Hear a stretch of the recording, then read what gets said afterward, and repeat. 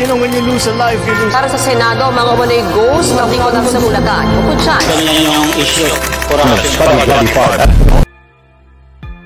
Kumusta yung Pasko ko? Siguro yung Pasko ko malungkot dahil sa mga nangyari dito sa Cebu. May lindol, may bagyong Tino na tumama, so maraming mga naapektuhan, may mga bahay na nawala, yung ibang pamilya namatayan. So masakit para sa akin makita ang mga nangyari. Pero sa kabila ng lahat, ako ay napapasalamat dahil kompletong buo at ligtas ang pamilya ko. Kahit mabigat man ang nangyari or yung panahon ngayon, Pasko pa rin ay may paalala sa atin na may pag-asa, may pag-asang bumangon, at may dasal at may dahilan para magpasalamat. So, bali naman po is masaya naman patuloy na bumabangon po after ng matinding trahedya. After mangyari po yung sunog po, hindi talaga po namin alam kung paano po isa-celebrate yung Pasko po. Pero ngayon po, nakakatuwa po siyang isipin po dahil sama-sama at kumpleto po kami na isa-celebrate po ang Pasko. Pasko ko, malungkot.